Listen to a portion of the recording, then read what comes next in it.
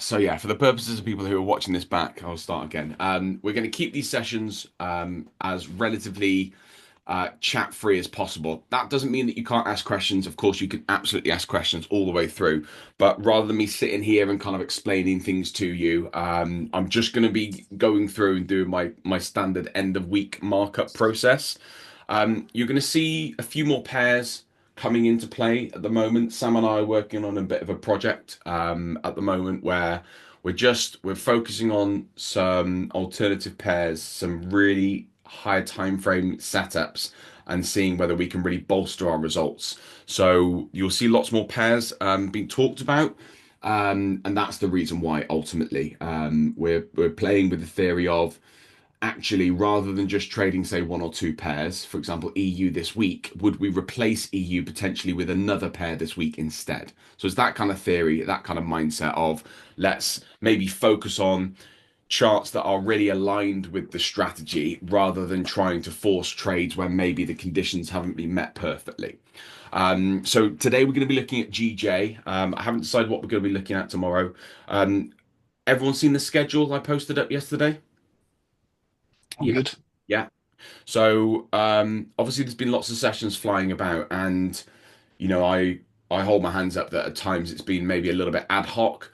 So I wanted to put a schedule in place to make sure both you guys knew what we were doing and when we're doing them, and also to make sure that I can block those times out in my diary because I'd like us all to obviously be on these sessions for the obvious reasons, and hopefully with a bit of a structure in place, we can make that happen. Now, before I get stuck into the charts, I just want to talk about backtesting processes and what will be the strong money forex process, shall we say? This is a process that's really helped me over the years. It's a process that will really help you in your development, and it's something that I've refined after trying probably every different way of back testing there is. Okay, so those of you who are a little bit newer, you have let me start right at the beginning. So back testing is a process where you go back through historical data and you are basically looking for your setups, and you're looking for your setups to make sure that you can find them in live market conditions. That's kind of the thesis, the basis of it. Okay, there's multiple ways to do it. The most talked about and most common way is using what's called the replay tool. In fact, I'll load up a chart and I'll show you because it's probably a bit easier for me to do that. Let's just load up a chart. And I'm going to share my whole screen today because you guys need to see the whole screen. Let's load up. Load up. Um, um, okay, everyone see my screen. Okay, yeah. Yeah, yeah. Okay, cool. So the most talked about way to backtest is to put on what's called the replay tool. Okay, so those of you who don't have it, TradingView Premium, I'd highly recommend it. Not only does it get rid of that really annoying ad down in the bottom left, but it gives you various additional tools, alerts, indicators, things like that. Not that we use many of them, but the replay tool can be handy. The replay tool is quite good for isolating a section of price. So let's say I want to really focus on this section of price, okay, or maybe we want to focus on this section of price from back in December. If I go down to the 1 minute chart, okay, TradingView only lets me go back so far, okay, only lets me go back to the 29th of December, okay? Whereas if I place the replay tool on like this, okay, it will allow me more data. So that's one of the things because then it will allow me to go back from wherever I place the replay tool to say the 16th of December. So it can be really handy when you're doing back testing for that reason. But what the common way to backtest is people put the replay tool on and then they press play and the market plays out as almost, and you'll have seen this on Instagram videos and things like that. The market will then play itself out as if it's live market conditions. The problem is with this, I find, is that it moves too fast, and because it moves too fast, you miss setups, you miss entries, and I just don't personally think it works.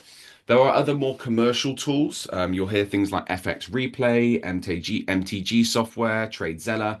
These are all softwares that you can pay a monthly membership for. And the downside with those is um, they use a replay tool function. It's better than TradingView. Sorry, not the downside. The benefit of those is that whilst they use a replay tool function, they allow you to physically record trades and they give you like profit and loss, win rate, and all of that sort of stuff. I'll be honest, I've never quite gotten on with any of these. Okay, I've never found them to be that effective as a trader. And what I've always found to be effective is what I call hindsight testing. Okay, and what I want you to get used to, because using the replay tool is probably an advanced version of back testing, but what I want you to get used to is what's called hindsight testing. So everybody will be set this in their trading plans. Those of you who aren't at that stage yet, feel free to make either a mental note or a physical note. What I would say with these sessions, guys, especially if you are new at, make sure you come equipped with like a pen and a paper, just so you can kind of make notes, jot things down throughout, because it really helps the learning process. There's a big difference between watching information to actually writing that information down. Your brain processes it differently, and therefore it's more likely to remember it, is the science of it anyway. So hindsight testing is this. What you do is you go back into the markets, and you're just looking for your trade setups. That's effectively what you're doing. You're looking for your trades to play out, you're looking for your trades to set up, you're acknowledging them and marking them down. And the beauty of this, and why a lot of people dislike it, is it allows you to cherry pick the very best of trades. It allows you to pick the very best looking setups. What would be the benefit of doing that? Why would we want to cherry pick setups? Some would see that counterproductive, but why would that be seen as a benefit? Because you'll learn. You're learning the Yeah, patterns. yeah, you'll learn. Yeah, yeah, absolutely. What else? Anyone else? Because the setups recur again, similar patterns. Yeah, exactly. Yeah, yeah, basically there. Yeah. So what we're looking for is we're looking to cherry pick because we want to see the very best setups. And I use this analogy a lot, and you'll hear me. And apologies if you've heard this a million times before, but it's a good analogy. Okay. Going down the driving range, okay, when you play golf, doesn't necessarily make you good at playing a round of golf. But what it makes you good at is a really core skill in golf, which is your swing and which is your contact and which driving the ball, okay? Obviously, a huge part of your golf game is making sure that off the tee, you get your ball as far down or as close to the pin as possible, okay? That's the point of golf, right? Get there in as least shots as possible. Why is the driving range a good place for you to learn how to drive your ball? What's the difference between the driving range and, say, a golf course? You can practice with no punishment. Say again? You can practice with no punishment. There's no, there's no, You can't lose your ball. yeah. Oh, yeah, you can't lose the ball. Yeah, well, you don't need to go get your ball. You practice your swing over and over again to get it perfect. Exactly, right? And that's the same principle as hindsight testing, okay? Imagine this.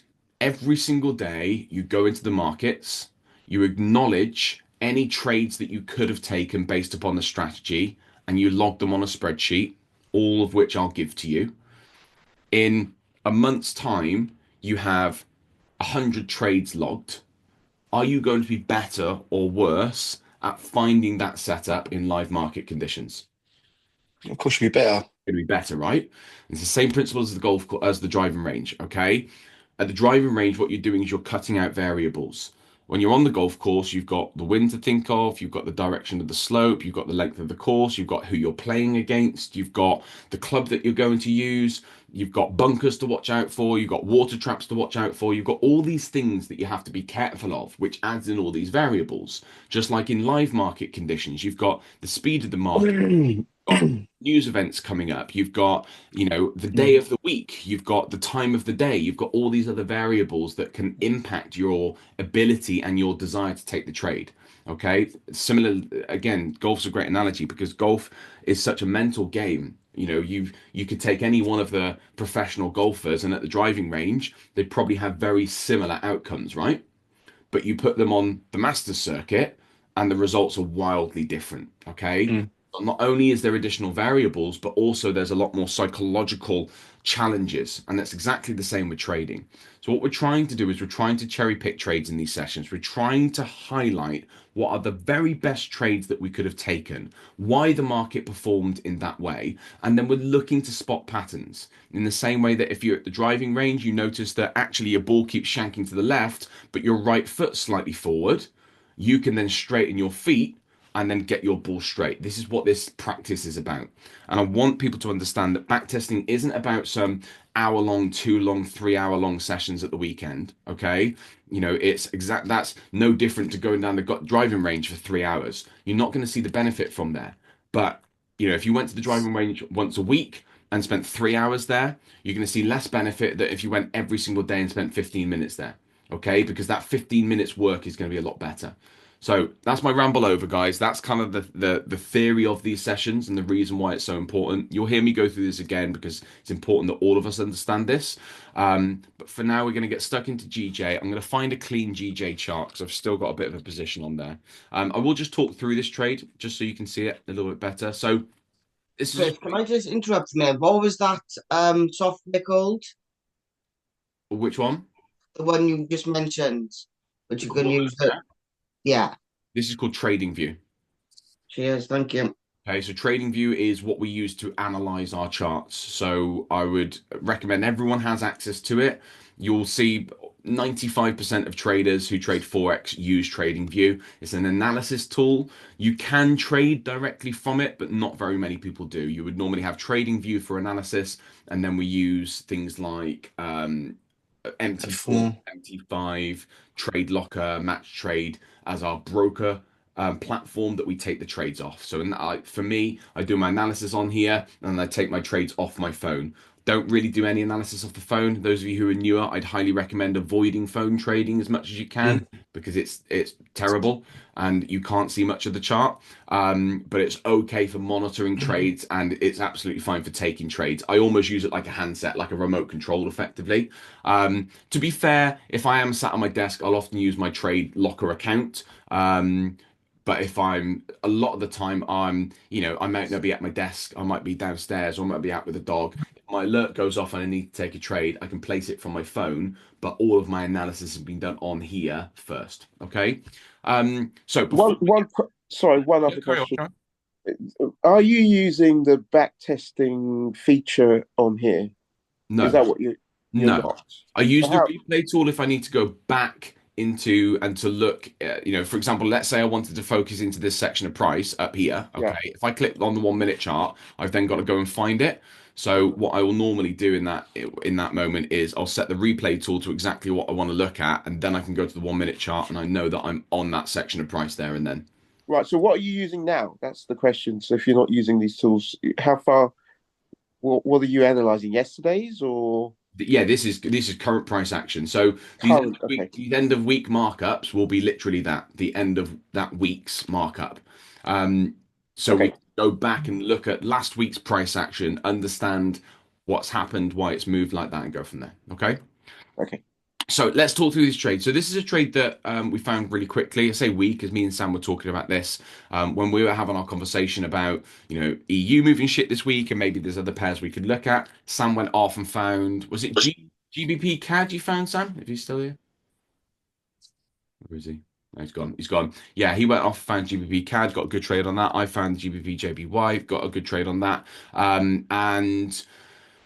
Yeah, it was a really simple trade. Look, I'll talk you down from the top down and we'll go from there. So we can very clearly see price action is bearish. Okay. Price was about here at the time that I spotted the trade. Okay. Very clear bearish price action. We've got a clear 4 hour range. This is our low to our high to our low. Price has come back up. It's tagged into the premium section of the range, which is this top 50%. Okay. That's our premium section of our trading range. And then it's a very simple case, just waiting for a breakdown. So if I jump down to 15-minute chart, I'll show you how that works. We had our first breaker structure here. For those of you who are newer, some of these terminologies may not make sense just yet. That's fine. I don't want to go in and explain everything because it will be a bit repetitive for some of the more experienced guys. We're obviously going to come to these in the live sessions we're about to do, but it's just worth understanding the terminologies and getting to grips with them. So we had our first break here. That first break sets us a trap, gives us a complex reversal. Okay. We could have, if you wanted to, I'm looking for a trap. We could have, if we wanted to, we could have traded from up here. Obviously, this is the Asia session, so we're overnight anyway. We've taken that liquidity and then we've very quickly broken down again. Drop down to our 5 minute time frame. It's a really simple trade, this, as you can see. Drop down to our 5 minute time frame. We very clearly then have a first break here on our 5 minute time frame. which would be internal to our FB and TB. So for argument's sake, let's call it our IFB. Okay, internal first break. And then we have our second break down here. Okay, that would be our internal true break. Now, because we are in, why is that not dotted? 2 seconds.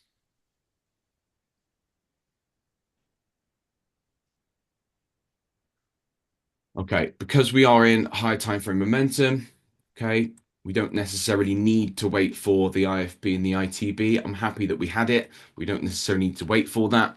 And then very simple, we had a big 5-minute manipulation setup at 1 o'clock. 1 o'clock, we then set our trap here.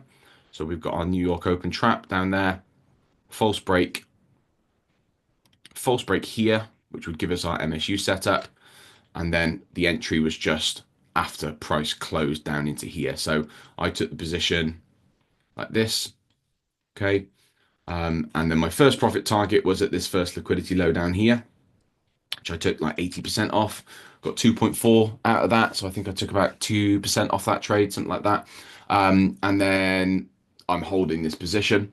I entered in another small position yesterday. Again, just a continuation. Market's continued. So when the market's continuing like this, so we have a clear shift, and then we just shifting, shifting, shifting. Okay, we don't need much more confirmation in these moments. Okay, a lot of people question, can I take a sell from here? Absolutely, you can. The reason why you can take a sell from here is because the market has shifted bearish. Yes, potentially a higher risk area because we're at that liquidity level, but because the market was so bearish, I was happy to take that risk. Yes, could be considered a high risk entry. After I had this breakdown in this Asia sweep, I took most of this profit off here as well. So all in all, I think we did 3% or so, maybe 4% total on these two trades. This one's gone to break even now. It got break even there. This one is still in. So effectively this one, to be fair, I need to fill out my journal for this one. This one needs to be logged, and this one's still going. The final target will be down here. The reason why I've set that as a final target is it's our extreme low. Okay, so that's where we're hoping price will ultimately get to. Okay, I'm going to jump over to another GJ chart, just so I can have a clear chart and go through the analysis properly. Okay, so let's start at the start of the week. Let's go back to our 1 hour chart. Let's see where Monday is. Monday's here. Monday. Friday, Sunday, Monday. Okay, cool. Let's put a little line on. Okay, so that's the start of our week this week. Okay, and let's just look at the price action as it kind of printed. Am I being stupid, or does that look completely different to that last chart? Yeah, I'm being stupid. Okay, so we had a really nice week in terms of accumulation, manipulation, distribution. So nice accumulation here. Lovely manipulation up here. And then, of course, our distribution down here. Okay, distribution. Perfect. So this is a weekly cycle playing out perfectly. And, of course, our end of play reversal. Okay, accumulation, manipulation, took out highs to the left of Asia on Monday. And then from then, it's just been breaking down, breaking down, breaking down. Okay, I'm going to first have a look and see what entries we had on the buy side first, to see if we get any setups on the buy side first. And we can go from there. So we're looking for a liquidity point ultimately. We have quite a big liquidity point over here. So let's just jump over to the weekly time frame and see what that is. So we've got a weekly level there. Okay, right now up until this point, we are in a bearish 4-hour range. Okay, taking out a very clear weekly level. Okay, very clear weekly level there. And therefore, what we want to be looking for is whether there's potentially a reversal pattern here. Okay, if we jump down to our lower time frame, obviously the market's going to be bearish. Okay, it's going to be bearish because it needs to be bearish in order to get down to this position, of course. And let's see if we get a reversal. So if I'm looking at that price leg, okay, we've got a smaller. I'm just going to tighten this range just to our hourly. And then I'm going to put that up here. So that would be the range that I'd be seeing as the sweep. And I wouldn't be expecting us to come up any higher than that. But have a look at the 5-minute chart. I'll just put the replay tool on quickly.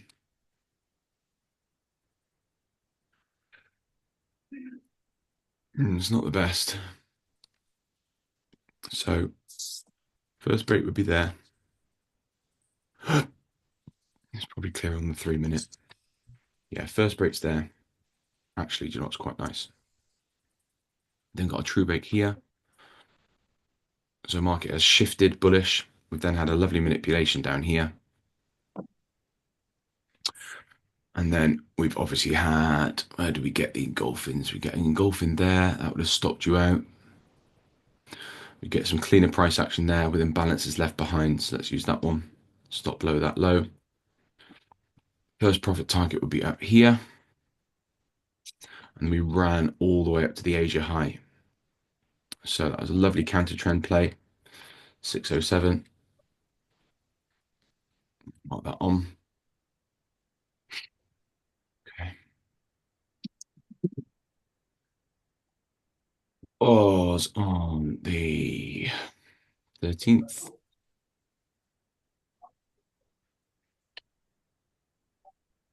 When was that? It was 15. 607. Counter trend. Okay. So we're against momentum. Key liquidity level taken. Key time of day. 5 minute shift. 1 to 5 minute MSU and easy 2R. Perfect trade. Perfect counter trend trade. For those of you who haven't seen this yet, this is the journal that we use, the backtesting journal.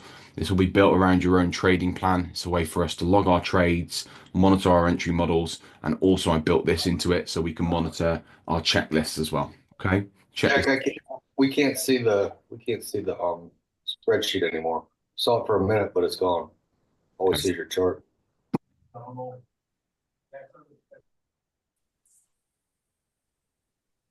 There we go. Yep. Okay, cool. Yep. So back to this in spreadsheet, really simple. Date, pair, time of the day, the RR. That will then automatically calculate whether you won, whether you lost. Your entry model here, these can all be edited. So everything can be edited to your own entry models. I've built this specifically for us.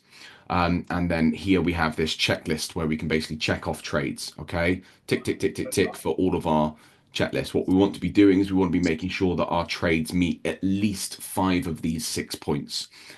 This is all, everyone's got access to this. If you go into the November boot camp, it's called the Phase 3 journal. It's in there.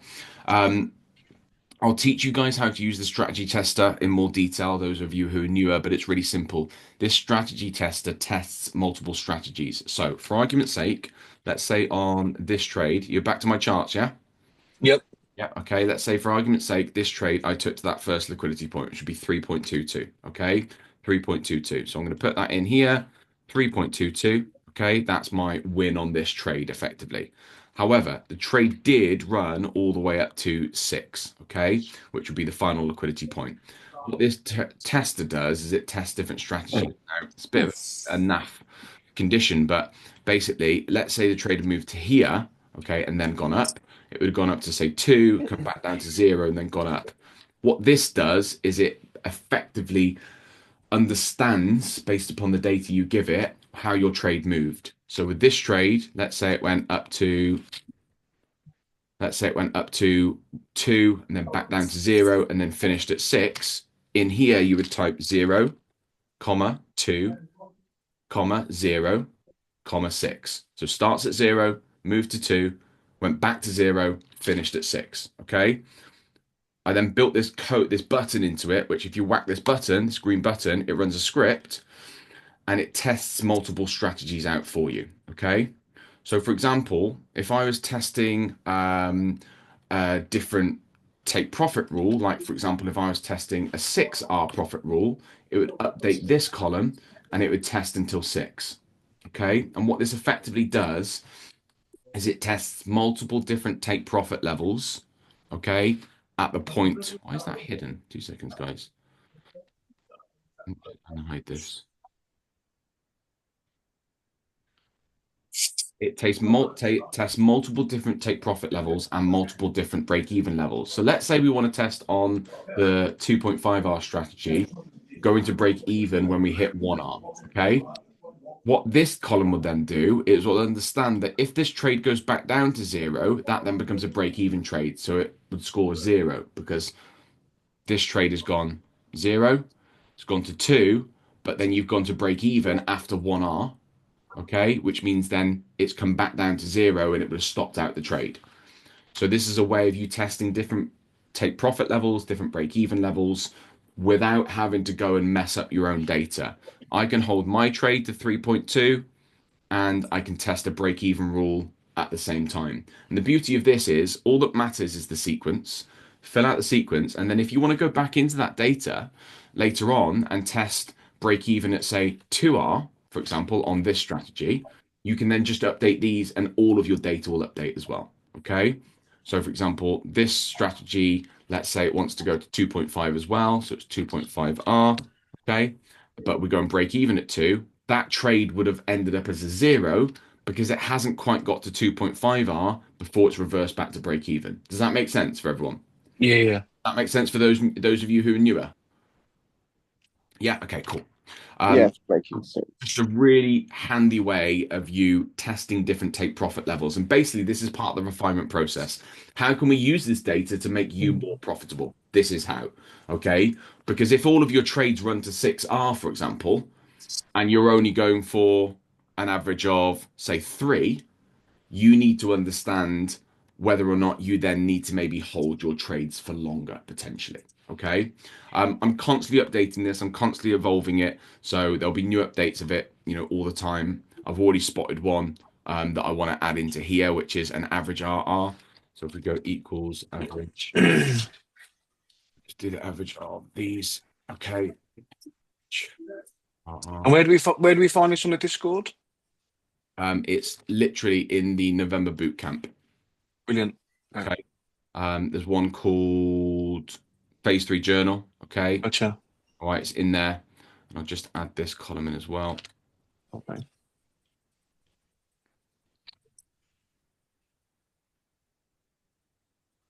Jack, while you're doing this, is this gonna like update on hours as well? Like, you know how I gave you the other day, like you could edit mine. Will I, when I go back into mine when we get off here, will that be on mine? Unfortunately, not.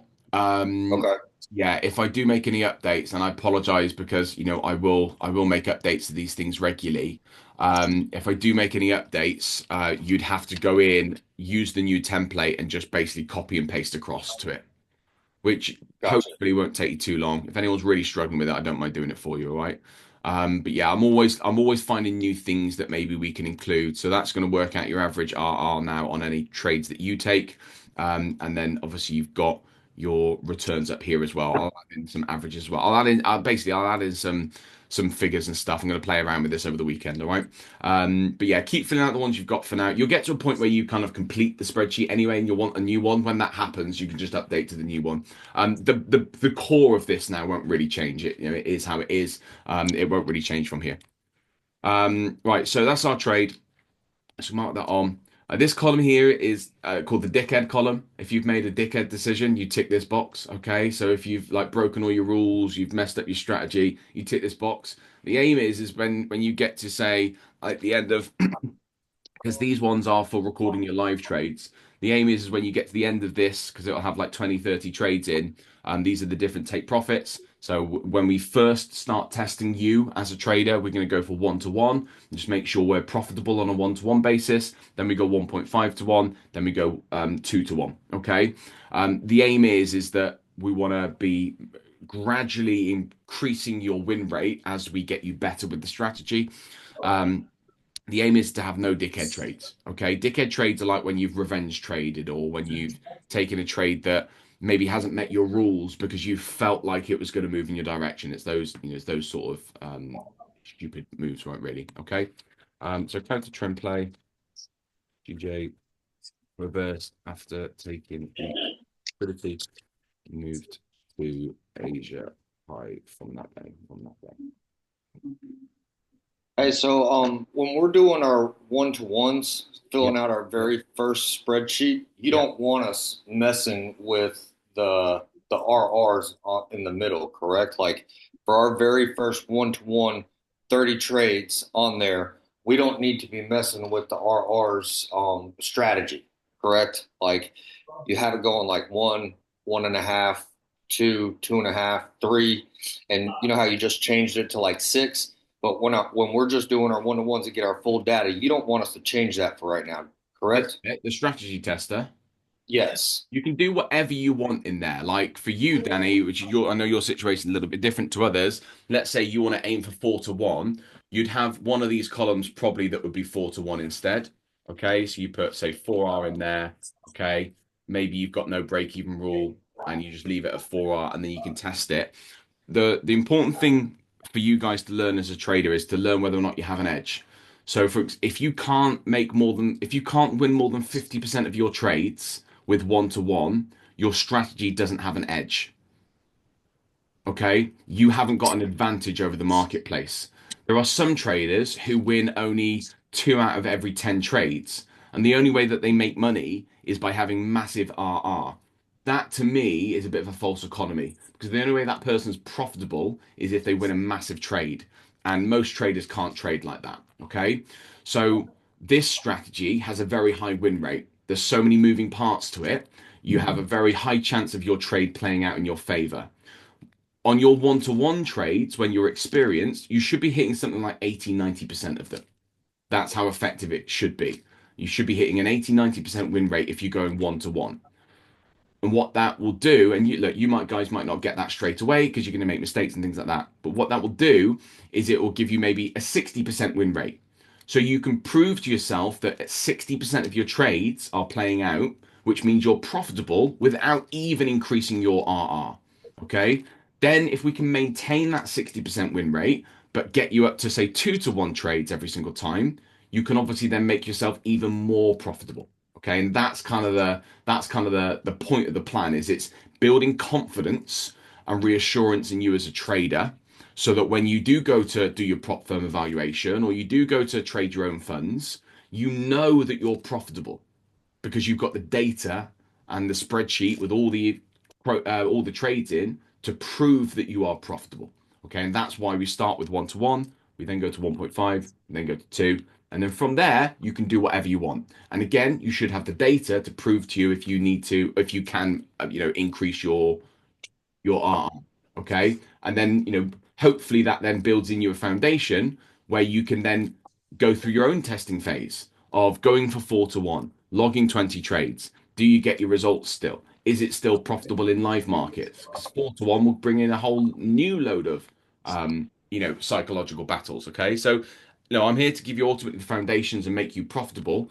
What you do from that point that you are profitable is like the world is your oyster. It's really up to you. Okay. Right, I'm going to get stuck into these trades now. I'm just conscious of time, guys, so I'm going to get stuck into these trades because I want you to be able to get on with your Saturdays, of course. So, look, that day is spent. Okay, so that was our move for the day. Was there an opportunity to get in on a sell? Yeah, probably was as well. It's not very clean. You had first break bullish here. We had a trap down there. Trap was swept, and then we had another first break.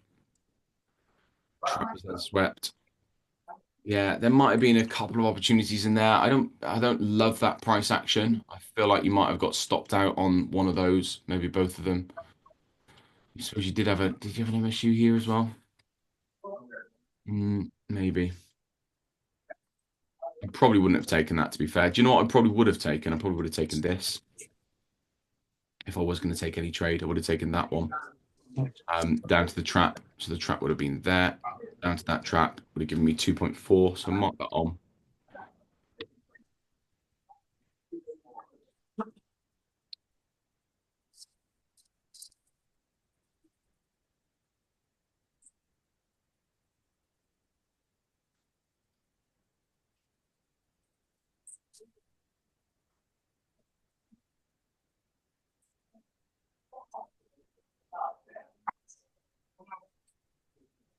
With momentum, key liquidity, key time of day.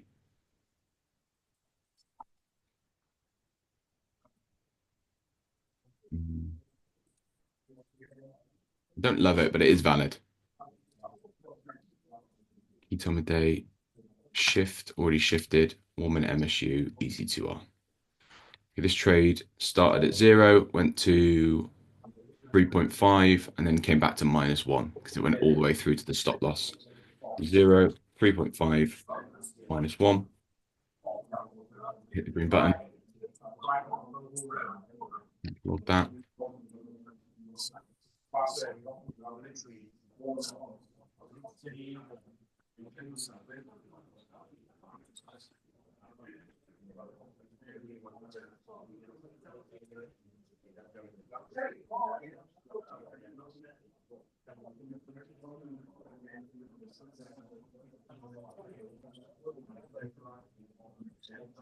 Right.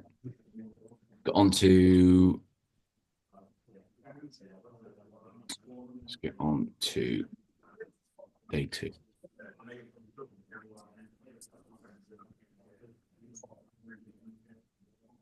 Okay, right. Let's have a look what we had on day 2 then. Let's just skip forward a day.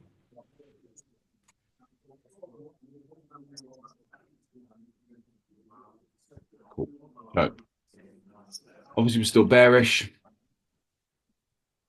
Did we get a setup in the morning? Have a look.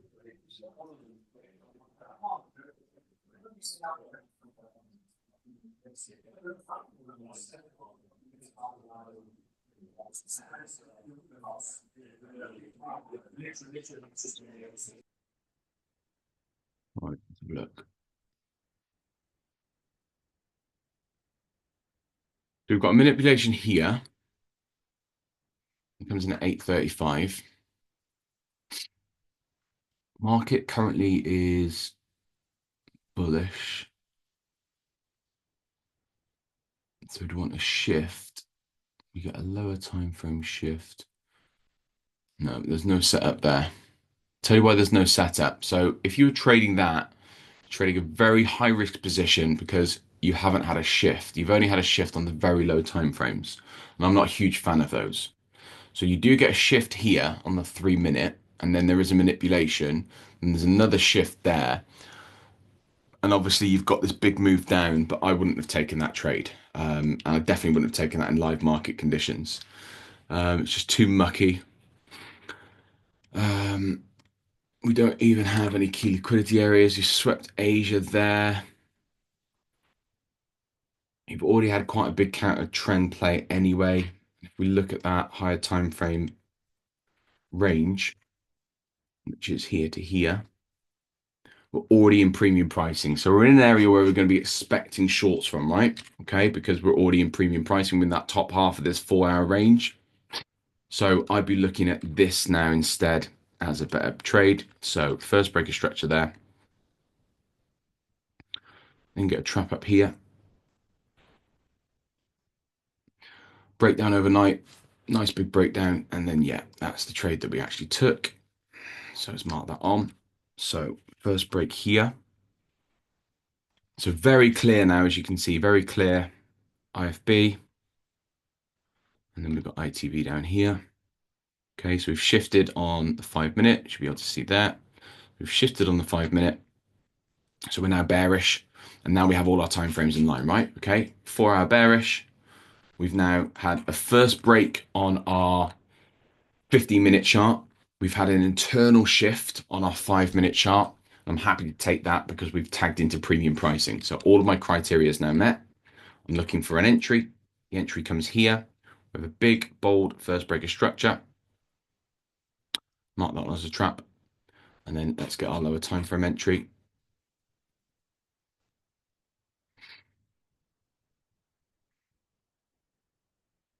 I wouldn't have taken that. We've got a 1-minute shift as well. So we've got an internal shift here. So this is all looking good. So again, IFB, ITB down here. Okay, and then our first MSU is there. That'll be our MSU. So that's our manipulation, which gives us another trap to trade into. And then let's say we use this engulfing, stop above that high. First profit target would be off there, would be 3.11. Yeah, beautiful trade. That's the refined version of the actual trade that I took. Lovely position. You could have tightened right up to that high, but it would have been riskier, of course. Let's just use that one.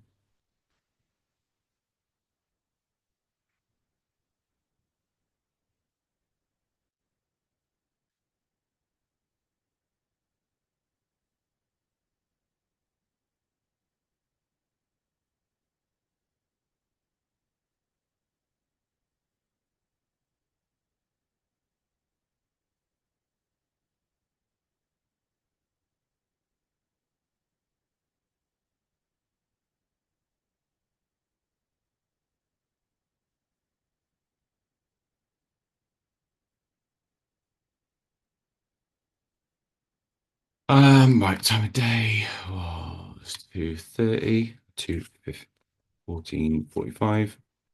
Win was 3:45. MSU 2. With momentum, key liquidity, key time of day, 5-minute shift, 1-minute MSU, easy 2R. Beautiful trade. This one went on its course, as you can see. Let's just get rid of that replay tool now. Yeah, lovely position. And it went on and on and on. So finished off at 5.6. 0 all the way down to 5.6. 0 to 5.6. Beautiful.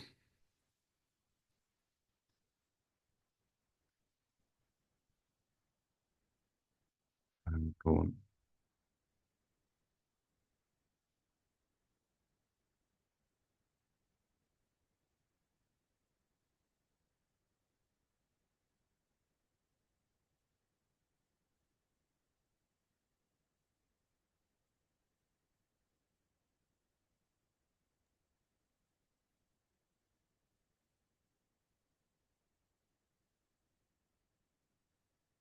Right. So was that based off of a 5-minute full strike, was it? Say again. Was that based off of a 5-minute full strike A 5-minute what? to the ups full strike to the upside? False That trade. break. That one. Yeah, yeah, yeah. I Was that think 5 minutes? Oh, 15 minutes, was it? 15-1 let. All right, lovely. Cheers. Really clean setup. And like, when you get, and do you know what I really love about it as well? I love that shape. That just, it shows buyers being in control, buyers weakening, buyers having a final push, buyers weakening, buyers having one final push, sellers taking control, buyers having their last push, sellers taking control, and that sort of arcing in the market, that's exactly where you want to be looking for trades. And what you'll notice, and I've said this to you, I think to every one of you at one point, I'm not looking for trades up here. I don't give a shit about that. That is dumb trading. That's how people lose money, because if you try and catch trades like that, you're also going to try and catch trades like that and like that and like that and like that, okay? And you'll end up losing loads and loads of money. I'm not interested in any of that noise. I don't want anything to do with that. What I want is I want to clearly see that price has shifted in my direction. I've got my higher time frame on my side, okay? All of this is just noise at the moment, and this is crap price action that's going to cost you money.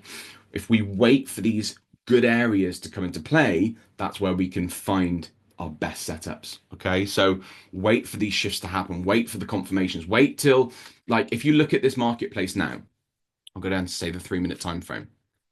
If you look at this marketplace now, like that, can you see any reason to buy that market?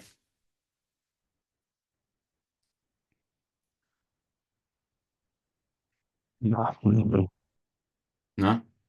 Hold me, yeah, from that trap. Yeah, exactly.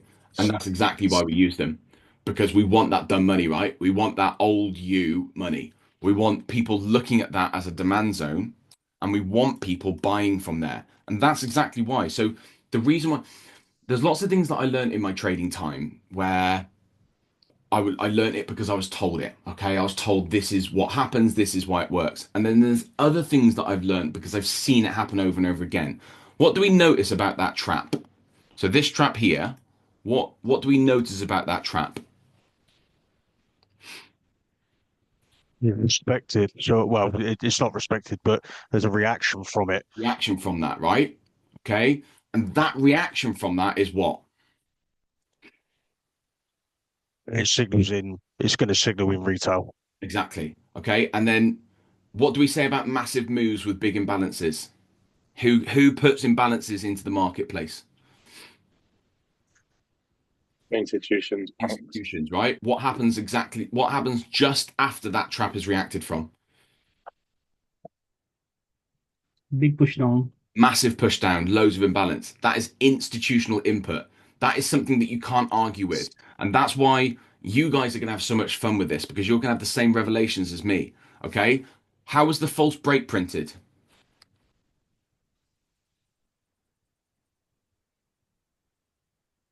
So this one here, how is it printed?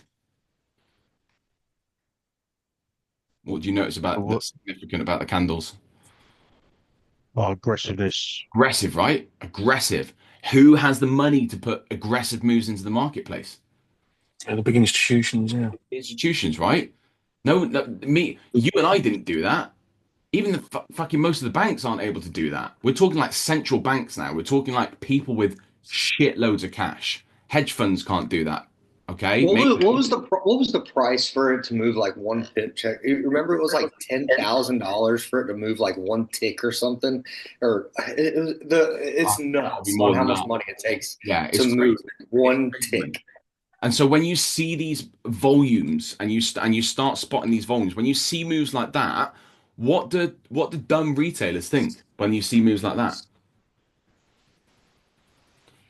Staying long on. We're long, right? We're long on GJ. We've gone long. We've had that massive move, loads of imbalance. Okay. So when price comes down to here, what do they start doing?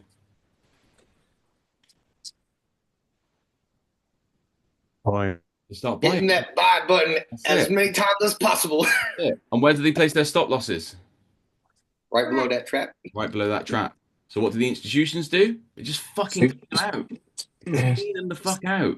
And that's the beauty of it. And when you start seeing these things yourself, rather than me just telling you, when you start seeing these things yourself and understanding who has the money to do this, you now know you're trading on the right side. Okay? You're trading in line with these institutions rather than against them. That is a complete manipulation move. And then what do a lot of people do when that happens? They try and buy again. So we have a short-term push, and you can always know where the institutional money is because institutional money is massive and big and balanced, and the weak money is this is again dumb traders trying to buy, buy, buy, buy, buy. What do the institutions do overnight? They fucking sell the shit out of the marketplace. Bank of Japan puts in shitloads of order. Bank of Australia puts in shitloads of orders, and they sell the shit overnight when we're sleeping. They absolutely fucking plummet the marketplace. Now the beauty for us is we're already in that market. So if we go back to where our trade was, okay, we're already in that market. So you've taken partials off here at the trap, which is where we expect our first level of resistance, and we're quite rightly expecting that with resistance. And that's exactly why we take money off at the trap, because when the trap gets hit, we expect a reaction. Now, what do we know about supply and demand trading? Does supply and demand trading work? Yes. Yes, but less often than us, right?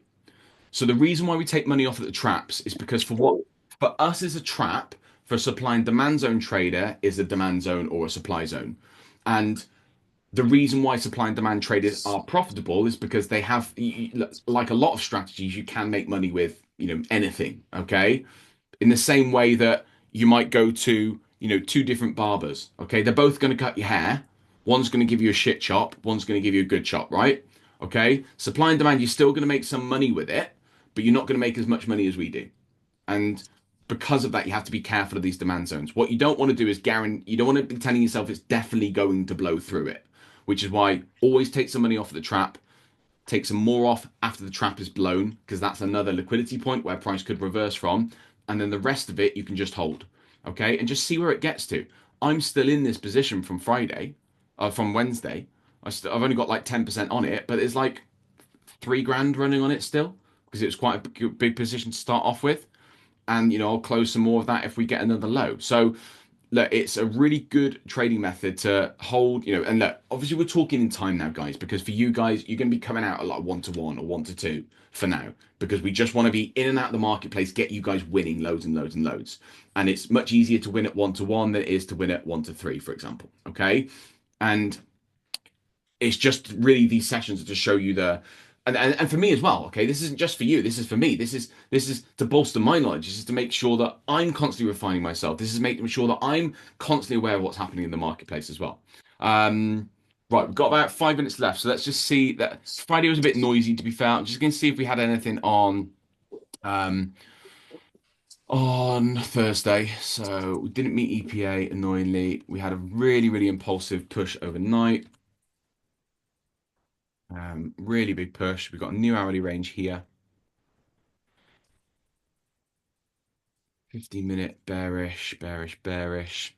I would have much preferred price to come up and tag this EPA level, which it hasn't done. But that's fine. It's lower time frame EPA. It never carries as much weight. And often when price, this is why we say first point of reversal is always either 50% or the EPA level. Excuse me. We have a small shift. That's fine because we're in line with higher time frame momentum. However, we are in the dead zone, so we want a confirmed shift. So first break, we want the true break there. And then there is a 1 minute MSU there, I can see. Yeah, 1 minute MSU there. You notice with the MSU sweeps as well. What do we notice about the candles? Aggressive, imbalance. Imbalance left, imbalance right. So, let's go to the 2 minute chart. Probably got an ISC there. Oh, no, that's 2 months. 2 minutes. Okay, ISC move. Okay, institutional sweep candle. Okay, they're everywhere. Keep an eye out for them. Imbalance to the left, imbalance to the right. No more than 3 candles. That's an institutional move. That takes a lot of buying power. So you could sell off that. Let's be conservative and not over push it. Let's put this down 3.8. Lovely little trade that down to the Asia low. Not on that Asia low. Down here. Liquidity taken, and then we did come back to break even, so let's mark that one on.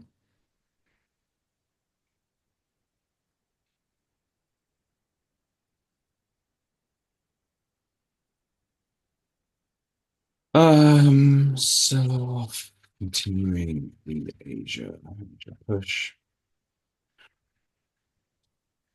Asia took liquidity and pushed market down. Small pullback, shift. Need energy to sell to Asia low. Really good to put these comments in and kind of almost like, even though you know what's happened, just like describe what's happened in the marketplace. What's the benefit of doing that? What's the benefit of just describing what you're observing?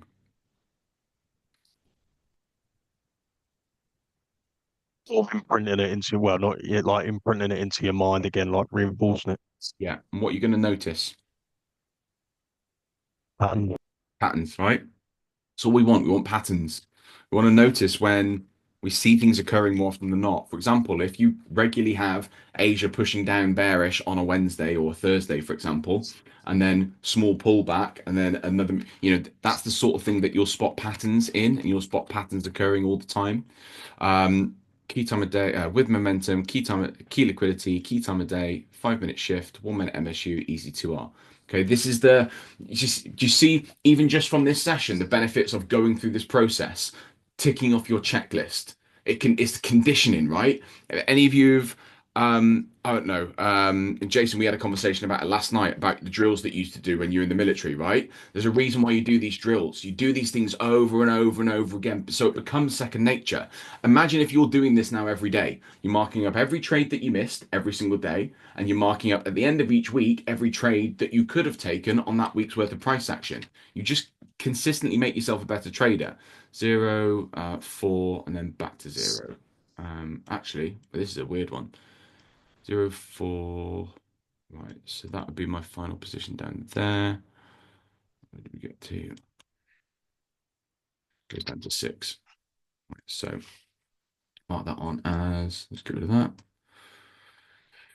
that. So 0, 4, 0, 6. Hit the green button. No, not done. Yeah, cool. So look, obviously I've been chatting throughout that process. These will, when you're on your own, they'll be a lot quicker, of course. You're not going to be explaining things, okay? But we've logged now 4 really decent trades. Okay, you'll get quicker and quicker at this process. If I'm sitting doing this on my own, it will take me about 15, 20 minutes to do an entire week's worth of price action. Every single trade we've logged properly, we've marked off our checklist, we've understood how much further that trade could have gone, we've got a screenshot, we've done a description of it. This is the process that I want you guys to get used to. Everyone's going to be doing this on a Saturday and a Sunday. 15, 20 minutes of your day, that's it. Okay, every single day when you finish the markets for the day, you're going to do the trades that you missed that day or trades that you could have taken better on that day, and you're going to mark those up as well.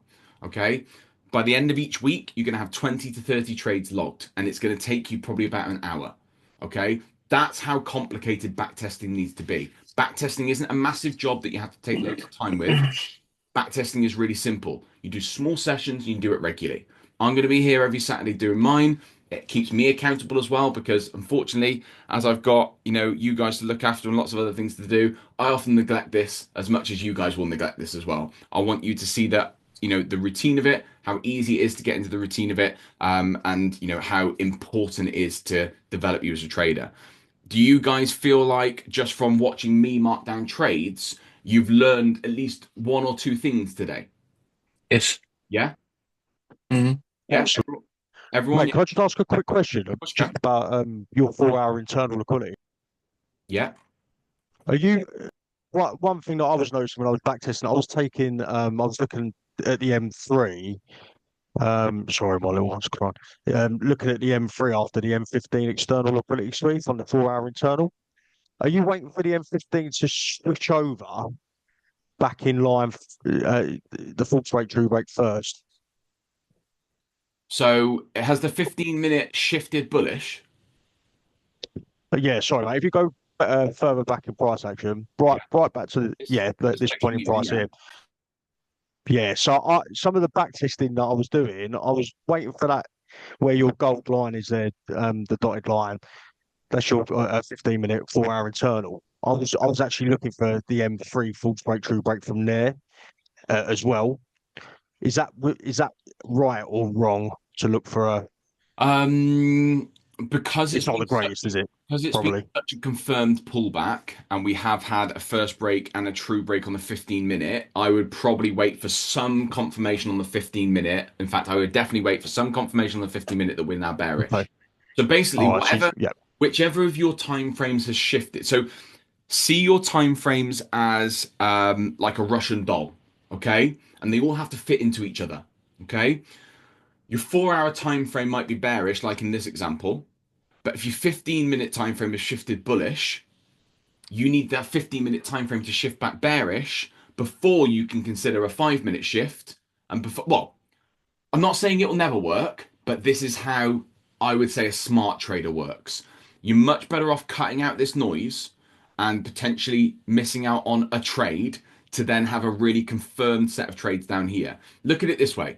These 2 trades added up to, say, 3R each. If you traded 1% per trade, you could have taken 2 trades that week and made yourself 6% from 2 trades.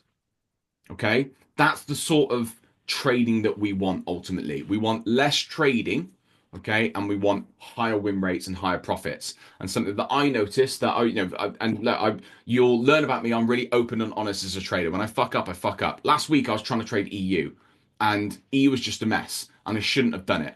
I was so adamant that we were going to shift back bearish. I've been studying a lot of fundamental stuff. I had a lot of fundamentals on my side. I have to remind myself that actually the fundamental input is actually a lot slower.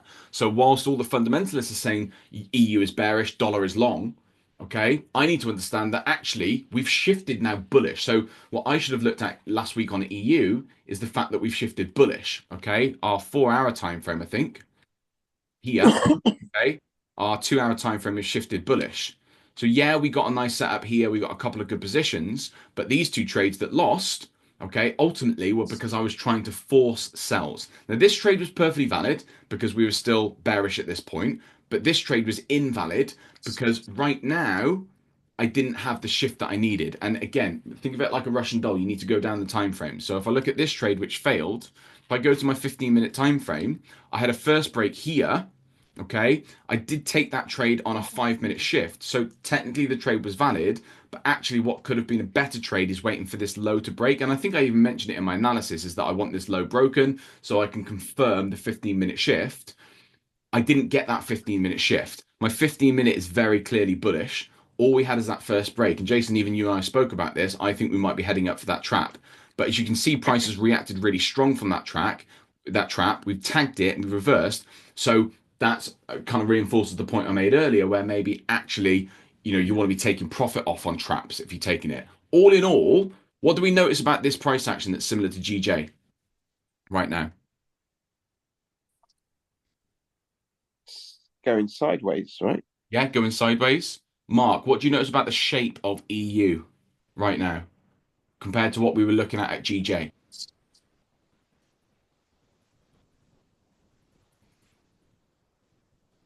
Starting to turn bullish. Well, it is bullish. It is bullish right now. It's doing the arc. Doing the arc. Has it completed that arc yet? Not yet. Not yet. And so I should have acknowledged that, okay? And this is the thing with trading, guys, right? I've been trading 10 years. I'm still going to make mistakes. You're still going to be married to your bias. You're still going to expect the market to do things, and it's going to remind you that you're not in control and it's in control. It's really simple. We have not completed that arc yet. To complete that arc, we need to take out that low. Once we take out that low, the arc is complete. Okay, and then we can take sells. So what I was trying to do last week is I was trying to sell in shit positions.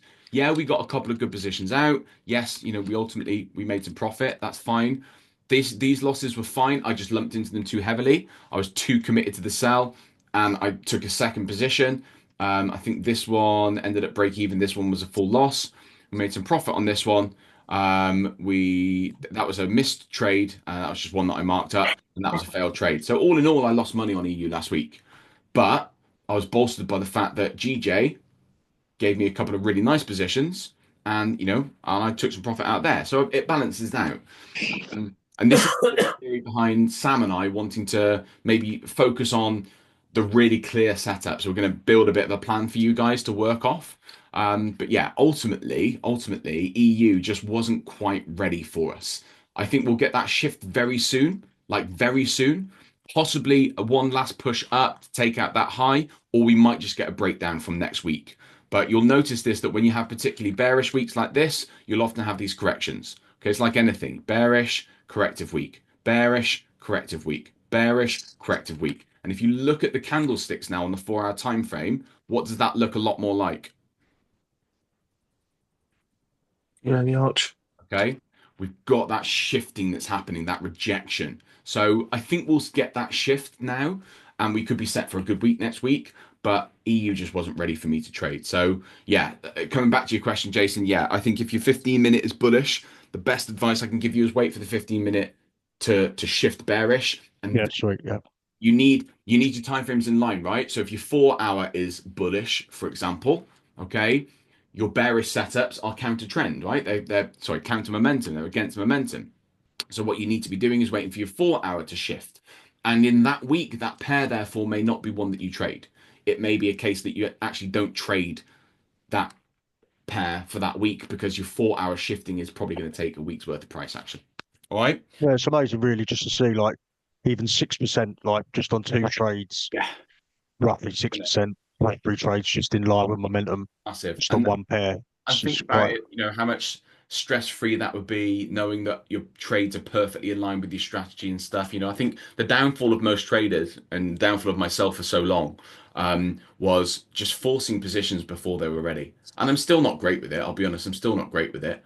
I stack most things in my favor these days, and I make good cash trading, but I'm still not great with it, and I still think I see things and try and second guess the market, and the market constantly reminds me of the fact that I'm not in control, and that the market's in control, and you need to respect it. So that's something that, like I said, I'm working on with Sam. We're working on a bit of a plan that hopefully will give us maybe a few changes and improve some of our results as well. So I'll keep you posted on that, guys.